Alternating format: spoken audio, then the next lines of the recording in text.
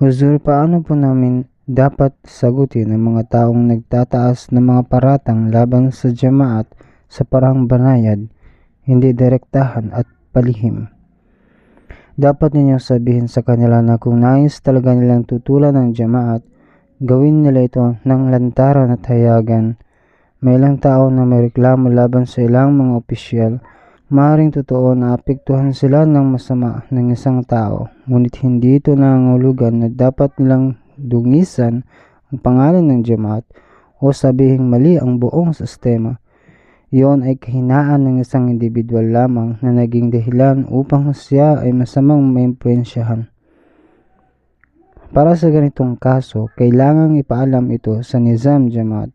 Sinabi ng Rasulullah SAW na dapat may disiplina sa jamaat at manatili tayong isang umma. Binanggit din ni Allah Ta'ala sa banal na Quran na dapat manatiling nagkakaisa. Kapag kayo'y nagkawatak-watak, mawawasak kayo at walang matitira sa inyo. Dahil dito ang pagkakaisa ay isang lakas, kaya't kailangan nating manatiling nagkakaisa.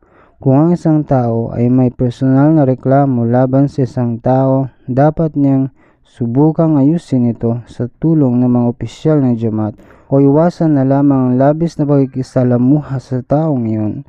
Ngunit mali ang magsalita laban sa jamaat. May instruktura ang jamaat mula sa pinakamababang antas pataas sa khalifa at sa wakas ay sa Hazrat Masih Maud salam. Sinabi ng Hazrat Rasulullah SAW na dapat kayong manatiling isang jamaat. Mayroong mga pagpapala sa pagkakaisa. Dapat ipaintindi natin sa kanila na walang kapakinabangan sa kanilang ginagawa. At kung ang taong iyon ay talagang kalaban ng jamaat, halimbawa ay isang non-Ahmadi, trabaho na nila yun. Yan talaga ang ginagawa nila. Hayaan natin sila sa kanilang pagsalungat. Ang tungkulin natin ay paliwanag sa kanilang ating katotohanan.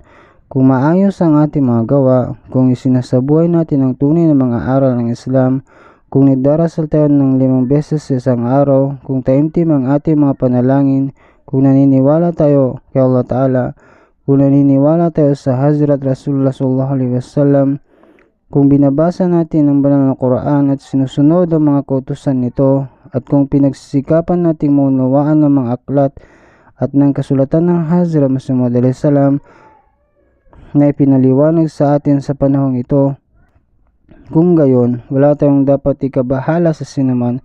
Sa pamamagitan ng ating mabubuting gawa, maaari natin masagot ang kanilang mga paratang.